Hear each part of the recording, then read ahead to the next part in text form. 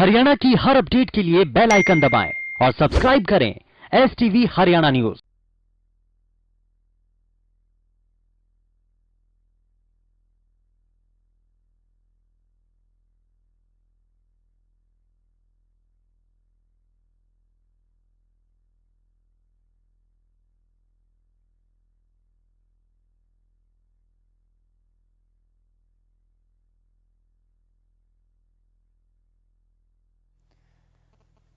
तो वित्त मंत्री निर्मला सीतारमण ने बजट पेश कर दिया है और इस आम बजट में कई बड़े फैसले लिए गए हैं हर वर्ग को ध्यान में रखते हुए,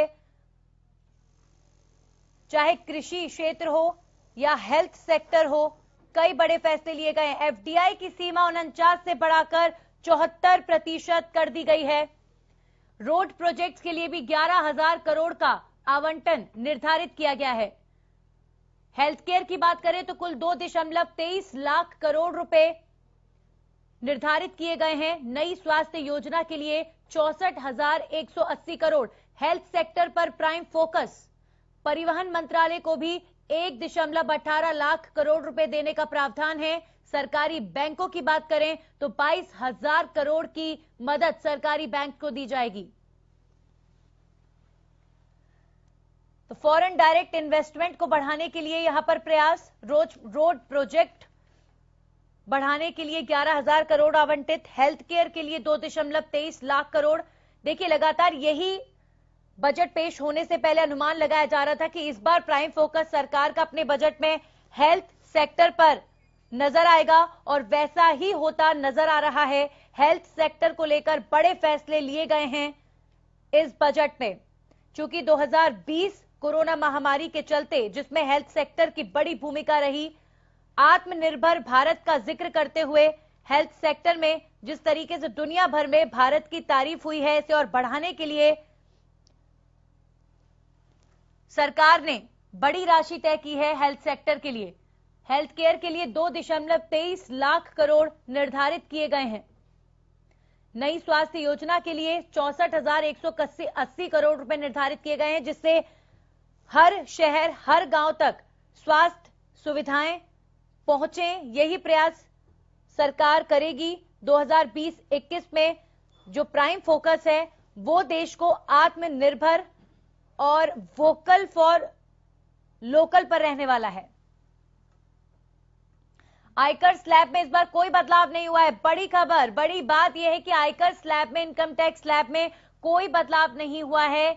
जो आयकर सुनिश्चित पिछली बार किया था 2.5 लाख आयकर की सीमा, वो अभी भी जस के तस है। आयकर स्लैब में, इनकम टैक्स स्लैब में कोई बदलाव नहीं हुआ है।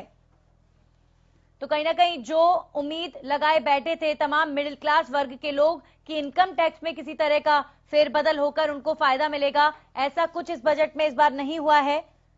हां, अगर बात करें एमएसएमईज को बढ़ाने की, तमाम स्टार्टअप्स को और देश के डोमेस्टिक बिजनेसेस को आगे बढ़ाने के लिए सरकार ने ईज ऑफ डूइंग बिजनेस के लिए कई प्रावधान इस बजट में किए हैं।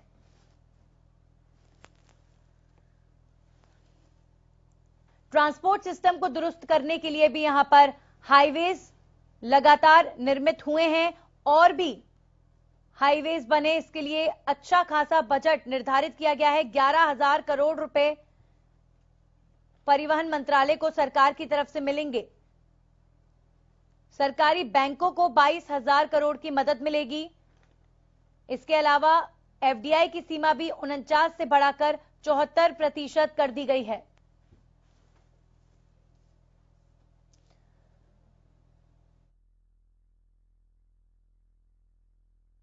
कोरोना का भी जिक्र यहां पर फाइनेंस मिनिस्टर ने किया कि कोरोना वैक्सीन के लिए 35,000 करोड़ रुपए ऑलरेडी निर्धारित किए गए हैं। देखिए, फ्री वैक्सीनेशन की डिमांड पूरे देश में इस वक्त हो रही है। फ्री वैक्सीनेशन को लेकर कुछ नहीं कहा, लेकिन हां, पहले ही 35,000 करोड़ रुपए कोविड वैक्सीन के लिए निर्धारित करके बता दिया है कि हर देशवासी तक कोरोना की वैक्सीन पहुंचे। इसकी सारी तैयारी सरकार ने कर ली है।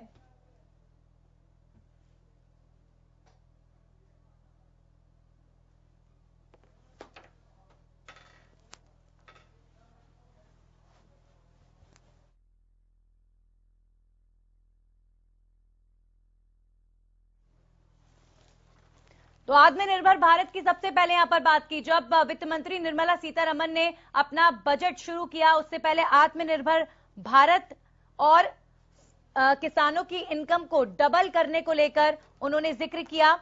इसके अलावा उन्होंने physical and financial capital infrastructure को बढ़ाने की बात की, हाईवेज को बढ़ाने की बात की, मेट्रो सिस्टम को और ज्यादा बढ़ाने की बात की। इसके अलावा हेल्थ केयर पर सबसे ज्यादा फोकस रहा। हेल्थ सेक्टर में देश सबसे ज्यादा फोकस इस वक्त कर रहा है। जिस तरीके से 2020 में कोरोना महामारी के दौरान हेल्थ सेक्टर ने देश में बड़ी भूमिका निभाई, उसके मद्देनजर अब 2021 का जो पूरा फाइनेंशियल प्लानिंग है वो हेल्थ केयर पर फोकस्ड नजर आया। और इस पर चर्चा करने के लिए जल्द हमारे साथ पैनल भी होगा, जिनसे हम जानेंगे कि 2021-22 बजट के लिए जो उम्मीदें लगाई गई थी, क्या उन उम्मीदों पर यह बजट खरा उतरा है। अपने आप में बड़ा सवाल इसलिए क्योंकि हर वर्ग की उम्मीदें इस बजट से बहुत ज्यादा थी। देश ने जो पेंडेमिक देखा, जो स्थिति, जो महामारी देखी, इससे पहले कभी नहीं देखा गया था। हां, निर्मला सीतारमण ने देश की वित्तीय हालत पर यह भी टिप्पणी की है कि दुनिया भर में जितना नुकसान हुआ है इस पैंडेमिक की वजह से, कहीं ना कहीं भारत उन दूसरे देशों के कंपैरिजन ज्यादा बेहतर तरीके से उभर कर निकल कर आया है।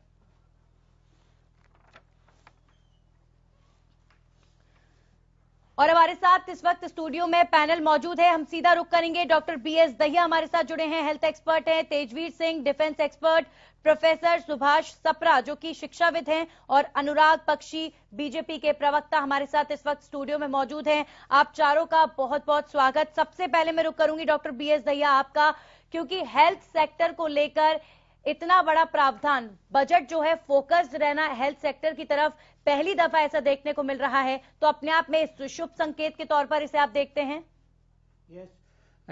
जो पिछले साल पेंडेमिक हुआ, जो अभी चल रहा है, तो पिछले एक साल तकरीबन हो गया है, तो जिस तरह लिमिटेड रिसोर्सेज थे और जहां तक हमारे पास बुनियादी सुविधाएं, जैसे कि इसको कम्बैट करने के लिए पीपी किट्स नहीं थे, वेंटिलेटर्स नहीं थे, उसको किस तरह से हमें ऊपर उसको फिर भी हेल्थ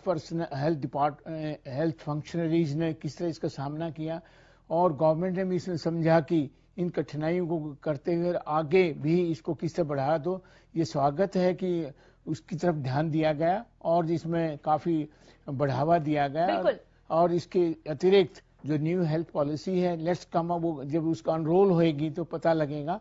परंतु इसमें मेरा इतना जरूर कहें कि मेडिकल एजुकेशन का और जैसे नर्सिंग का और या पैरामेडिकल जो दूसरे हेल्थ पर्सनल का जो ट्रेनिंग का है और उसका विस्तार का है, उसमें थोड़ा सा ध्यान है कि इसमें थोड़ा सा निजीकरण जो मेडिकल एजुकेशन का हो रहा है, वो उसमें थोड़ा सा और अति आवश्यक ध्यान देना है, क्योंकि उसमें आम जो विद्यार्थी है या आम जो पब्लिक, तो उसको कठिनाई की जो फीस है जो एमबीबीएस का है तकरीबन 18 से 20 लाख पर ईयर है, जो कि बहुत अफोर्डेबल नहीं है और बैंक रेट्स भी इतने सुविधाजनक हैं, तो उसमें ध्यान देने की अति आवश्यक है।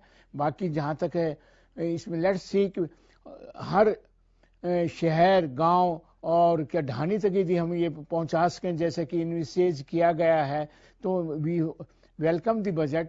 और स्टेट्स को भी इसमें अपना अति आवश्यक प्रोएक्टिव होने की अति आवश्यकता है।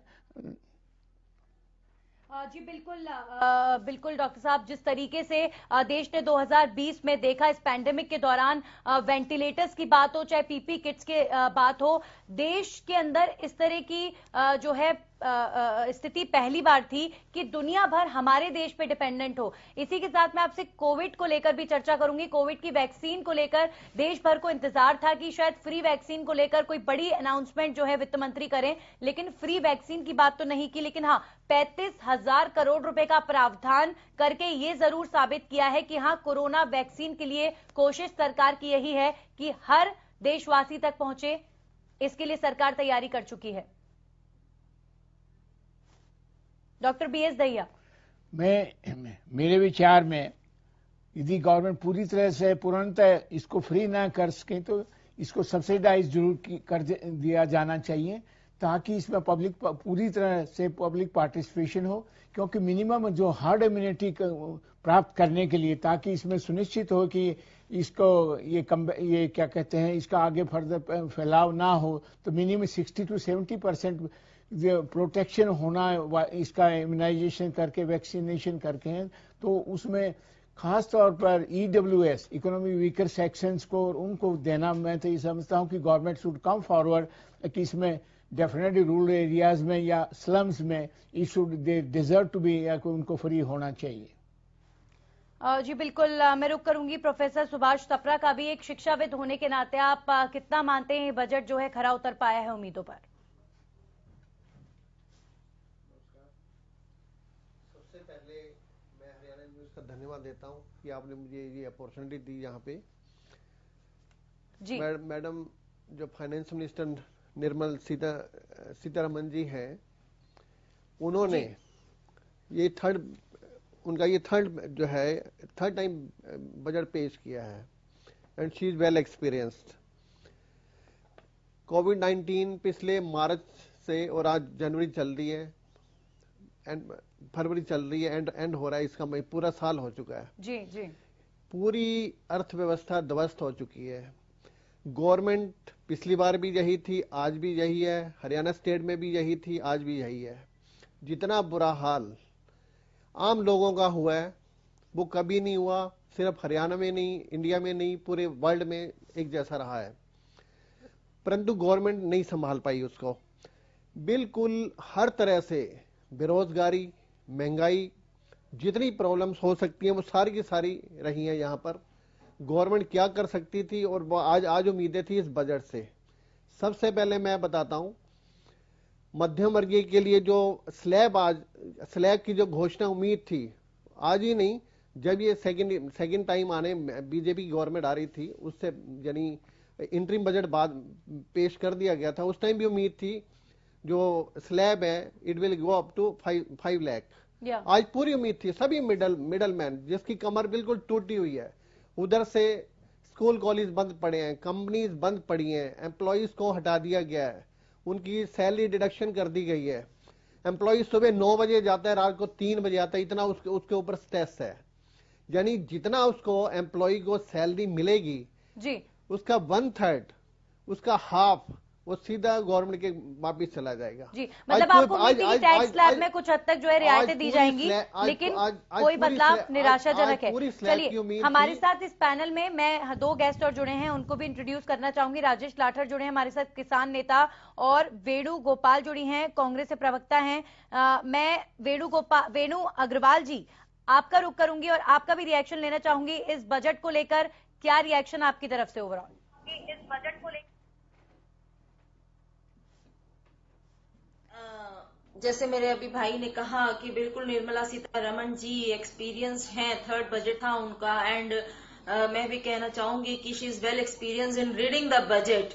बट ये बजट इस देश के लिए अच्छा नहीं है। इस देश की अर्थव्यवस्था को पता है कि बहुत बुरी तरह से चरमराई हुई है, और जो ये वैश्विक बीमारी इस बार आई है और इससे हमारे देश में जो अनएम्प्लॉयमेंट बढ़ा है, उसके ऊपर कुछ भी खास ये नहीं कर पाए हैं। किसी भी तरह से बजट में ऐसा हाथ नहीं लगा है कि हमारे देश में प्रोडक्शन बढ़े, उद्योग बढ़े, ताकि बेरोजगारी हटे, ताकि हमारे देश की अर्थव्यवस्था कुछ सुधरे।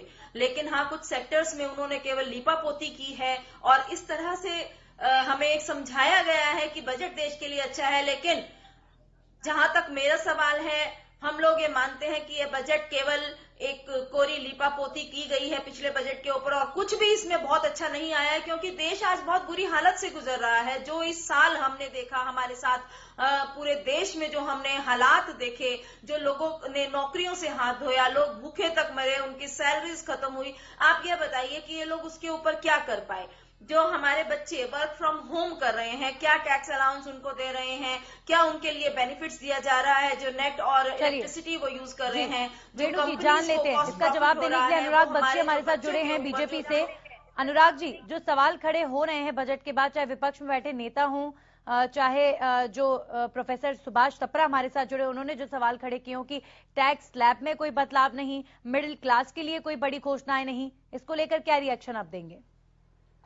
देखिए, इस बात से इनकार नहीं किया जा सकता कि कोविड महामारी के चलते पूरा विश्व जो है एक तरीके से जूझ रहा है, लेकिन भारत ने जिस तरह से कोविड के चैलेंज के साथ को सुलझाया है, जिस तरह से आज देश नहीं दुनिया जो है इस बात को मानती है कि कोविड क्राइसिस को अगर सबसे बढ़िया किसी ने मैनेज किया दुनिया में तो हिंदुस्तान ने किया है, भारत ने किया है।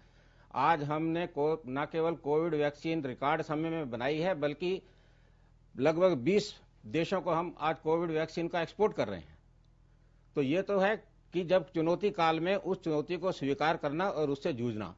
निश्चित रूप से शुरू के कोरोना काल में अर्थव्यवस्था को बड़ा झटका लगा, पूरी दुनिया की अर्थव्यवस्थाओं को झटका लगा। सर, जब देश का गौरव बढ़ता है तो वाकई देशवासी का सर गौरव से उठता है, लेकिन इससे आम आदमी के घर में रोटी नहीं आती। सर, मैं उसी पर आ रहा हूं कि शुरू के कोरोना काल के कुछ महीनों में जरूर अर्थव्यवस्था को बड़ा झटका लगा, लेकिन अगर आप पिछले 3-4 महीने पे चले जाएं तो जिस तरह से अर्थव्यवस्था जिस गति से वापस उभर कर आई है, देखिए हमारा एवरेज जीएसटी कलेक्शन जो रहता है, जीएसटी कलेक्शन एक मापदंड है कि सरकार के पास जीएसटी से गुड सर्विसेज से कितना टैक्स आ रहा है, वो एक मापदंड है ये देखने का कि देश में औद्योगिक गतिविधियां कैसी हो रही हैं, देश में सर्विस सेक्टर रिवाइव हो रहा है कि नहीं हो रहा।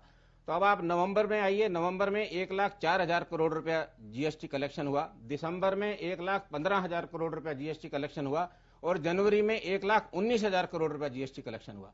तो ये अपने आप में, मेरे कहने से कुछ नहीं होता, ये अपने आप में एक प्रमाण है कि इकोनॉमिक एक्टिविटी जो है वापस देश में रिवाइव हो रही है, देश की अर्थव्यवस्था पुनः पटरी पर आ रही है और इसका पूरा श्रेय जो है सरकार को और सरकार के नेतृत्व का जाता है।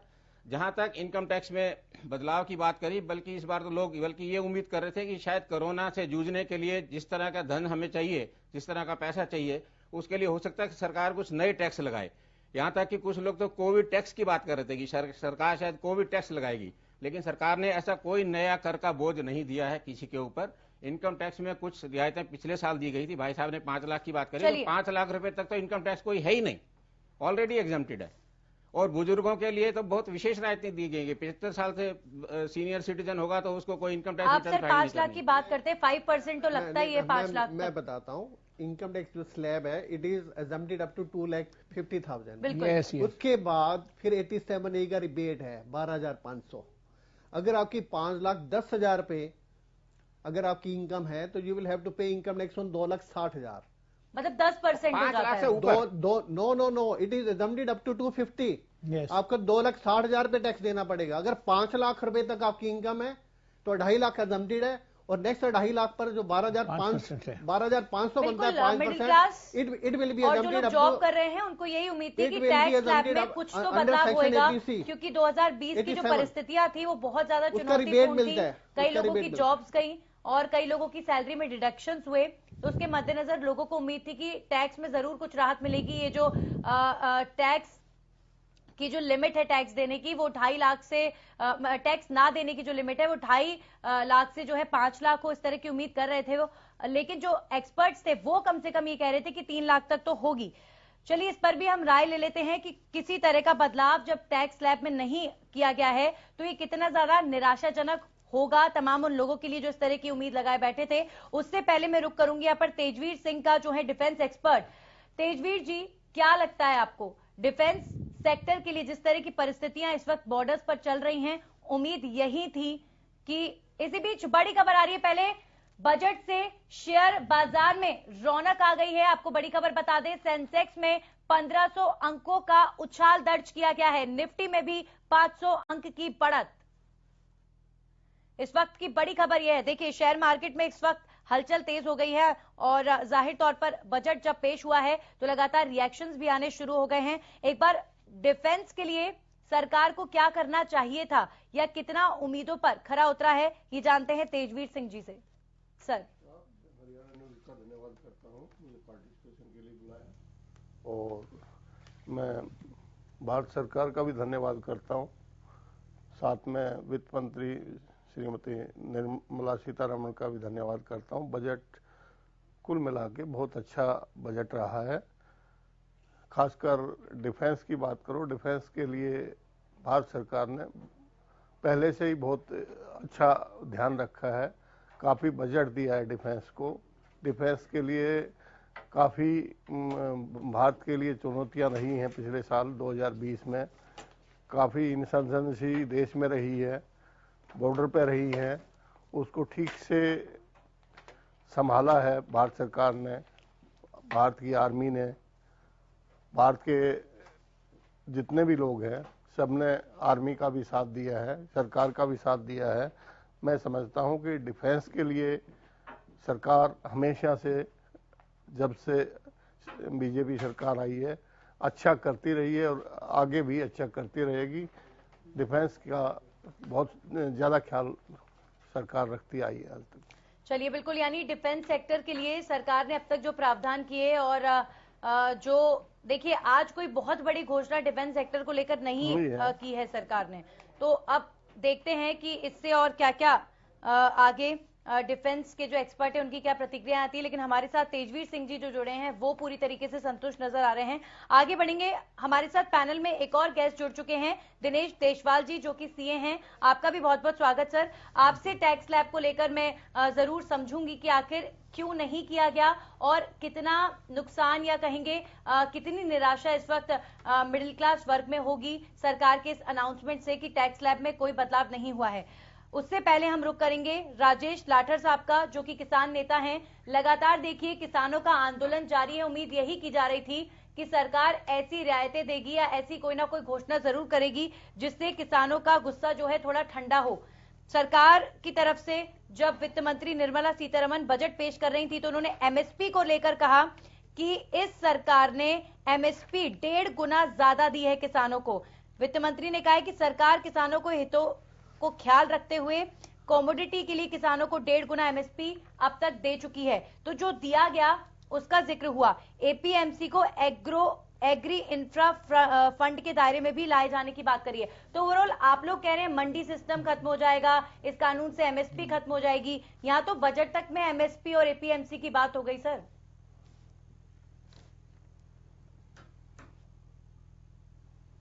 राजेश लाठर जी, इस बजट से ना तो कोई उम्मीद थी जी जी जी जी बोलिए।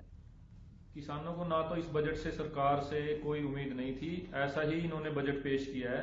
जो ये कह रहे हैं कि 1.5 गुना एमएसपी दी गया है किसानों को, वो सरासर झूठ है, बेईमानी का, झूठ का पिटारा है ये बजट। किसानों को इसमें कुछ नहीं दिया गया है। 1.5 गुना एमएसपी जब सरकार आई थी बीजेपी की, इन्होंने कहा था कि हम स्वामीनाथन आयोग की रिपोर्ट में फॉर्मूला है C2 + 50%, उसके ऊपर हम एमएसपी का भाव 1.5 गुना देंगे। इन्होंने तो अभी A2 + 50 भी नहीं दिया है। पिछले साल का जो पेस्टिसाइड्स का, जो डीजल का, उनका जो खर्चा मिला के जो सारा उसमें 1.5% गुना करके एमएसपी देना था, इन्होंने तो वो भी नहीं दिया है। ये तो दूसरी बात इन्होंने कहा है कि हमने भुगतान में तेजी की है। भुगतान में अभी अक्टूबर में जो धान की फसल आई थी उसका भुगतान अभी तक नहीं हुआ है। तो इसमें सरासर सभी बातें झूठ के अलावा सीतारमण जी ने और कुछ नहीं, सारा झूठ का बजट पेश किया। किसानों को इससे कुछ भी नहीं हासिल हो रहा है इस बजट से। नहीं, एमएसपी और एपीएमसी का जिक्र किया। लगातार आंदोलन में किसानों से बात करें तो वो यही कहते हैं इस बिल के जरिए ये एमएसपी खत्म करना चाहते हैं, ये मंडी सिस्टम खत्म करना चाहते हैं। जबकि जो अनाउंसमेंट हुई है, एक बार मैं आपको पढ़कर भी बताना चाहूंगी कि एपीएमसी को लेकर अनाउंसमेंट हुई है कि एपीएमसी को एग्री इंफ्रा फंड के दायरे में लाया जाएगा। ई नाम से 1000 और मंडियों को जोड़ा जाएगा। ऑपरेशन ग्रीन स्कीम में टमाटर, प्याज और आलू के अलावा 22 पेरिशेबल क्रॉप्स को शामिल किया जाएगा। तो अगर 1000 और मंडियों को जोड़ा जा रहा है तो आप अपने आप में सोचिए कि सरकार फिर मंडी सिस्टम खत्म क्यों करना चाहेगी। जी देखिए, सरकार ने जो पहले भी ई नैम के अंदर मंडियां जोड़ी हुई हैं वो भी काम नहीं कर रही हैं। ई नैम की जो अभी इन्होंने एक स्कीम चलाई हुई है, ये सिर्फ एक ढकोसला है। इसमें जो पहले से ऑलरेडी जो मंडियां जुड़ी हुई हैं पूरे देश के अंदर, वहां भी कोई किसान अपना उत्पाद दूसरे प्रदेश में अगर लेके जाता है तो ई नैम वहां पे काम ही नहीं करता। हरियाणा में अगर उत्तर प्रदेश का, राजस्थान का किसान अगर बाजरा लेके आता है, उत्तर प्रदेश का किसान अगर धान या गेहूं लेके आता है, उसको हमारे जो हरियाणा के मुख्यमंत्री हैं वो मनोहर लाल खट्टर जी वो सीधा कहते हैं। इन्होंने तो यहाँ पे अलग एक स्कीम चलाई है कि मेरा फसल मेरा ब्यौरा, उसमें दूसरे प्रदेश का किसान अगर ई नैम में फसल लेके आएगा तो उसकी फसल लेंगे ही नहीं।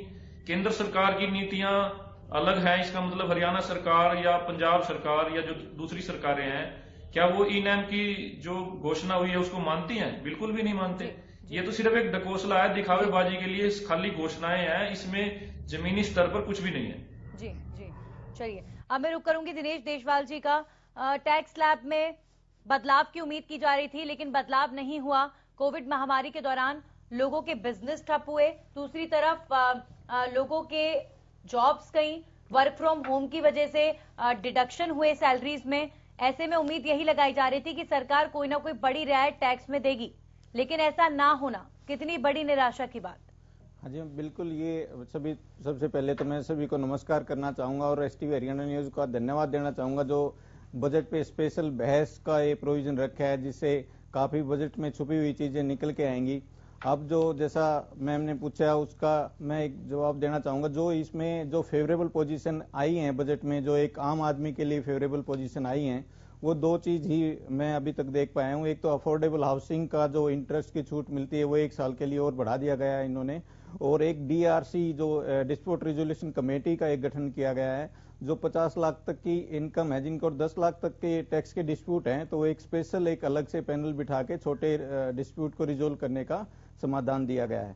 जो जहां तक की टैक्स स्लैब में चेंज करने की बात है, तो टैक्स स्लैब में जो 5 लाख का था, जैसे हम अभी भी देख रहे थे, उसमें काफी डिस्प्यूट ही रहा है। कुछ लोग कहते हैं कि 5 लाख तक एग्जेम्प्ट है, कुछ कहते हैं 2.5 लाख तक एग्जेम्प्ट है, लेकिन एक्चुअल फैक्ट ये है कि इनकम तो 2,50,000 तक ही एग्जेम्प्ट है, सीनियर सिटीजन के लिए 3 लाख तक ही एग्जेम्प्ट है, लेकिन किसी की भी इनकम यदि 5 लाख तक ही है, 5 लाख से ऊपर नहीं है, तो उसको एक स्पेशल 12,500 रुपए की डिडक्शन रिबेट दी जाती है 87A में। तो जिसकी इनकम 5 लाख तक ही है तो 5 लाख तक फ्री है, किसी की इनकम 5 लाख से ज्यादा है तो उसकी इनकम 2,50,000 तक फ्री है, और सीनियर सिटीजन के केस में 3 लाख तक फ्री है। तो ये स्लैब ऐसे सुपर सीनियर सिटीजन के केस में जो है 5 लाख तक फ्री है। उसके बाद टैक्स स्लैब सेम है।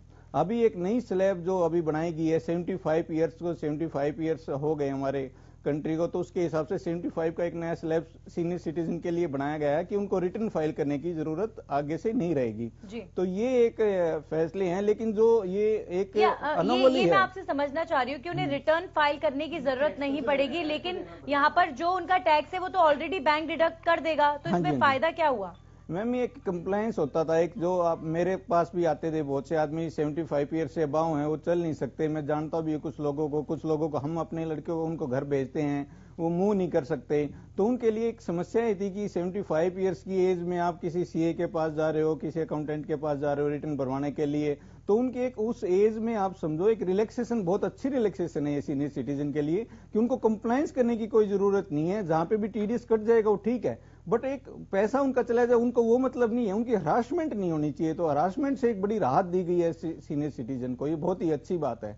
और जो इसमें जो बजट में जो और मैं कहूंगा कि सीतारमन जी ने ये जरूर कर देना चाहिए था। आप समझिए कि 5 लाख, जैसे किसी की इनकम 5,10,000 रुपए है जी, 10 रुपए उसकी इनकम क्या बढ़ गई, उस पर टैक्स 13,000 रुपए बढ़ जाता है। बिल्कुल। तो ये बहुत ही मतलब ये कंपेटेबल नहीं है चीजें, इनको समझने में भी दिक्कत आती है लोगों को। तो लोग हर बार ये सोचते हैं कि 6 लाख रुपए तक तो टैक्स बढ़े, चाहे 1 लाख रुपए कहीं भी प्रधानमंत्री डोनेशन में दे दो 10,000 रुपए, ताकि 12,000 रुपए का टैक्स ना पे करना पड़े। तो ये जो अनोमली थी ये जरूर खत्म कर देनी चाहिए थी, और 3 साल से चल रही है, 2 पहले बजट जा चुके हैं उनमें थी ये, इसमें भी नहीं खत्म हुई, तो ये जरूर खत्म हो जानी चाहिए थी। और हम आशा भी यही करते थे कि अब की बार तो सभी के लिए 5 लाख तक छूट मिलेगी, लेकिन ऐसा इस बजट में नहीं हो पाया। तो उसका जरूर वो है हमारे को। बिल्कुल। हाँ जी, एक जो गवर्नमेंट के लगभग 4 ऑप्शन होते हैं गवर्नमेंट के पास रेवेन्यू बढ़ाने के लिए, या तो नए टैक्स लेके आएगी, या एग्जिस्टिंग टैक्स स्ट्रक्चर में सुधार करेगी, या बोरोइंग बढ़ाएगी, या डिसइन्वेस्टमेंट करेगी। तो गवर्नमेंट ने एग्जिस्टिंग टैक्स कोई नहीं बढ़ाया, बड़ा अच्छा लगा सुन के, लेकिन जो एग्जिस्टिंग टैक्स स्ट्रक्चर है उसमें भी इंप्रूवमेंट की बातें नहीं कही, वो सुन के थोड़ा सा अच्छा नहीं लगा।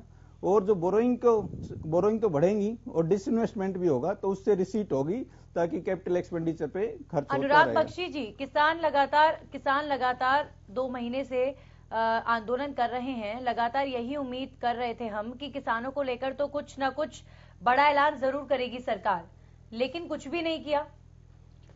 देखिए, मोदी सरकार पहले भी कह चुकी है, कई बार कह चुकी है कि मोदी सरकार 2022 तक किसानों की आमदनी दुगनी कैसे हो ये सुनिश्चित करने के लिए प्रतिबद्ध है और उसी दिशा में सरकार ने लगातार काम किया है। जो किसान सम्मान निधि के तहत लगभग 10 करोड़ किसानों के खातों में 6,000 रुपये साल दिया जा रहा है, वो भी इसी दिशा में एक कदम है। एमएसपी का भुगतान लगातार 1.5 गुना, उनकी लागत का 1.5 गुना किया जाएगा, ये भी उसी दिशा। भाई साहब ने स्वामीनाथन की, हम तो कहते हैं हम तो स्वामीनाथन से भी आगे गई है हमारी सरकार कि किसान को उसकी लागत का 1.5 गुना मूल्य मिले।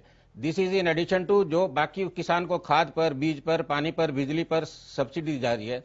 तो बीज से बाजार तक किसान को हर सुविधा देने के लिए सरकार प्रतिबद्ध है और इस बजट में भी, हालांकि पूरी डिटेल्स अभी नहीं आई है, लेकिन लगभग 1,72,000 करोड़ रुपए कृषि क्षेत्र के लिए बजट रखा गया है और किसानों को 75,000 करोड़ रुपए अतिरिक्त देने की बात की गई है।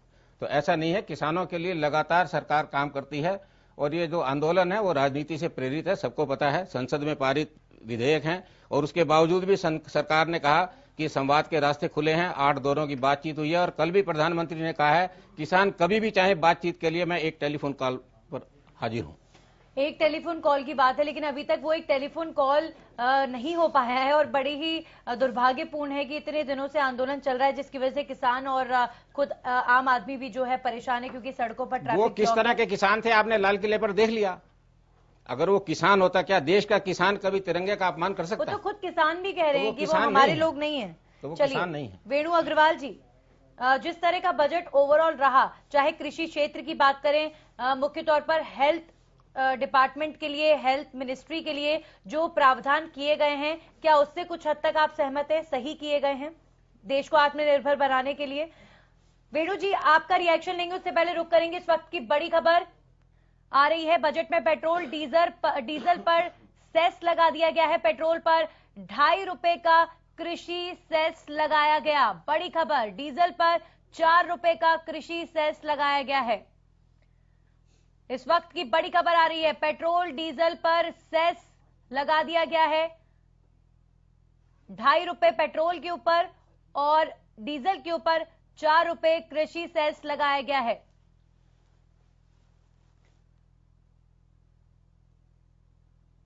तो जाहिर तौर पर ये एक अच्छी खबर नहीं है तमाम लोगों के लिए। पेट्रोल डीजल पर कृषि सेस लगा है 2.5 और 4 रुपए का। इस पर भी हम रिएक्शन जरूर लेंगे। वेणु अग्रवाल जी, जिस तरह का ओवरऑल रहा बजट और हेल्थ सेक्टर के लिए सरकार की जो प्लानिंग रही है आत्मनिर्भर बनाने के लिए, क्या रिएक्शन उस पर? देखिए, अभी मेरे भाई अनुराग जी इससे पहले बात कर रहे थे, कलेक्शन की बात कर रहे थे, वे टैक्स कलेक्शन की। तो मैं तो ये कहना चाहूंगी कि हमारी सरकार ने बहुत ही दुर्भाग्यपूर्ण है कि इस महामारी के दौरान कलेक्शन की तो बहुत सोची, उन्होंने जनता को दिया क्या? अगर आप देखें और देशों में सरकार ने सिटीजन्स को, जो उनके वहां के परमानेंट सिटीजन्स हैं, चाहे वो स्टूडेंट्स हैं, चाहे वो एम्प्लॉयज हैं, उनको पूरी राहत दी, डायरेक्ट उनके अकाउंट्स में ट्रांसफर हुए पैसे, ताकि उनको राहत जो सही मायनों में मिली। हमारे प्रधानमंत्री जी बहुत बड़ी घोषणा कर गए थे 20,000 करोड़ रुपए की राहत की, लेकिन प्रैक्टिकल रूप पर किसी के पास भी 1 रुपया भी नहीं पहुंचा है।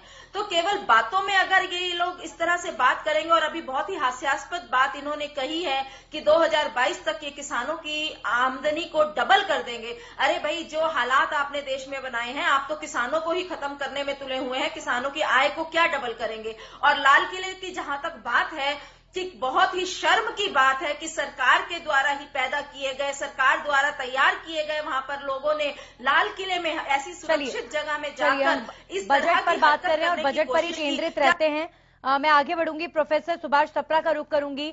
जिस तरीके से जम्मू कश्मीर और लद्दाख के अंदर एजुकेशन सेक्टर के लिए जो इन्वेस्टमेंट किया गया है, क्या मानते हैं वो जरूरी भी था और वो एक सकारात्मक कदम है? उन 2 प्रदेशों में इस तरह के इन्वेस्टमेंट की जरूरत भी थी?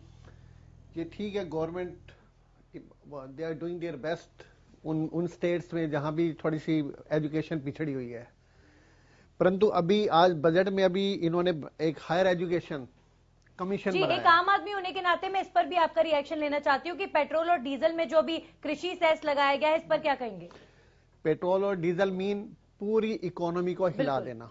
जी जी, सब्जी महंगी, दाल महंगी, चीनी महंगी, और जो गरीब आदमी है उसकी कमर इसी से टूटती है, पेट्रोल और डीजल से ही। मतलब ये सबसे बड़ा, ये आज की महंगाई है आज के दिन, बिल्कुल महंगाई कम होने की उम्मीद थी, या तो पेट्रोल डीजल के दाम बढ़ गए, जिसे बोलते हैं काला दिन। 4 रुपए बहुत ज्यादा होते हैं, 2.5 रुपए बहुत ज्यादा होते हैं। अभी इसमें इन्होंने हायर एजुकेशन कमीशन बनाया है। पहले यहाँ पे यूजीसी, यूनिवर्सिटी ग्रांट कमीशन, पहले से इंडिपेंडेंट बॉडी काम कर रही है, जिसका कोई नियंत्रण नहीं है पूरे इंडिया की यूनिवर्सिटीज पर। प्राइवेट यूनिवर्सिटीज बन रही हैं, नकली डिग्री बांट रही है, नकली सर्टिफिकेट बांट रही है। अभी कल भी सोलन में मानव भारती यूनिवर्सिटी के जो मालिक हैं वो पकड़े गए, जिन्होंने हजारों डिग्रीज बेची हैं।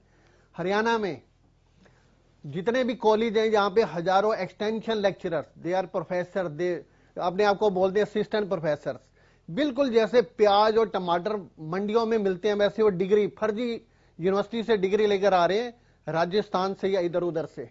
वो यहाँ पे दे आर अपॉइंटेड है, यहाँ पे काम कर रहे हैं, और कई बार मतलब गवर्नमेंट जांच भी करवाती है और दबा दी जाती है। यही हाल इन कमीशन का होना है, ये सारा लिपा पोती है। अब यूनिवर्सिटी यूजीसी को आप संभालो, पहले वो इंडिपेंडेंट बॉडी है, काम कर रही है। एक और मैं आपको, अभी हेल्थ पर थोड़ा सा बात हो रही है, हेल्थ पे भी इन्होंने बड़ा अच्छा किया, और हेल्थ पे जरूरत भी थी, और आज हेल्थ पे नहीं करेंगे खर्चा तो कब करेंगे। अब 80D में डिडक्शन देनी चाहिए थी इनको, मध्यम वर्ग को, जिसमें है मतलब इंश्योरेंस का होता है, ग्रुप इंश्योरेंस का होता है। ये कितना जरूरी था ये। लोगों ने हजारों रुपया, गरीब लोगों ने, मध्यम वर्ग ने हजारों रुपया खर्च किया, लाखों रुपया खर्च किया। 80D में कोई इन्होंने बढ़ाया नहीं, उम्मीद थी, बड़ी उम्मीद थी, मतलब 80D में थोड़ा सा ये एक्सटेंड करेंगे अमाउंट जो है ना, और अफोर्डेबल में भी कोई ज्यादा विशेष नहीं हुआ, बिल्कुल ही।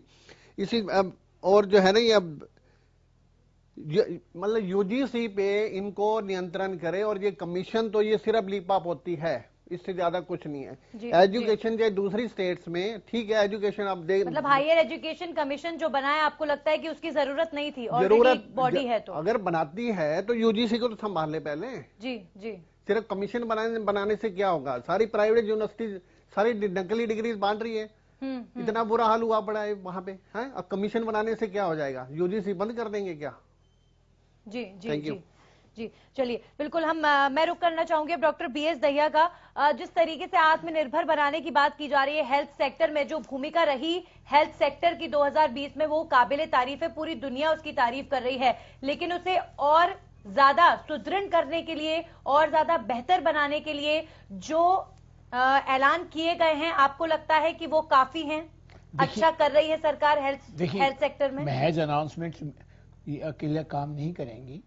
ग्राउंड जो लेवल पे जाकर वहां पर मेडिकल इक्विपमेंट है, ड्रग्स है, और इंफ्रास्ट्रक्चर है, प्लस बिल्डिंग, जो नई बिल्डिंग्स का और नए उसका इंफ्रास्ट्रक्चर क्रिएट करना अति आवश्यक है, और उसका प्रॉपर मॉनिटरिंग भी होना चाहिए। अभी बहुत सारी जगह अब क्योंकि health has been taken over by the private sector, mostly 85% जो कि एक सरकारी अस्पताल में हम जाएं तो अभी भी जो ग्रामीण अंचल, छोटे शहरों के सरकारी अस्पताल हैं, हालात अच्छे नहीं है। That is very unfortunate part, I must admit it. ये बहुत ही कंटेमिनेबल है गवर्नमेंट सेक्टर को, और इसको बिल्कुल एक आम आदमी का, गरीब आदमी का जो फॉल अपॉन था, वो हेल्थ गवर्नमेंट सेक्टर की जो इंस्टीट्यूशन उस पे था, उस पे ध्यान देना अति आवश्यक है।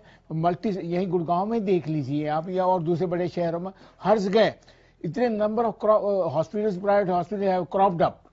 आखिर चाहिए लोगों को फिर उसके लिए बिल्कुल ये दैट रिक्वायर्स अटेंशन दैट। जी बिल्कुल, मतलब आपके मुताबिक कि जो ऑलरेडी अस्पताल हैं उनमें उनको इम्प्रूव करने के लिए बड़े फैसले लिए जाने चाहिए थे, जो नहीं लिए। इन एडिशन ऑल्सो जी नंबर ऑफ द पोस्ट जो हम अपने इस पैनल के पास वापस आएंगे। फिलहाल एक छोटा सा ब्रेक का वक्त हो चला है, एक छोटे से ब्रेक के लिए रुकेंगे। लगातार चर्चा बजट पर जारी है।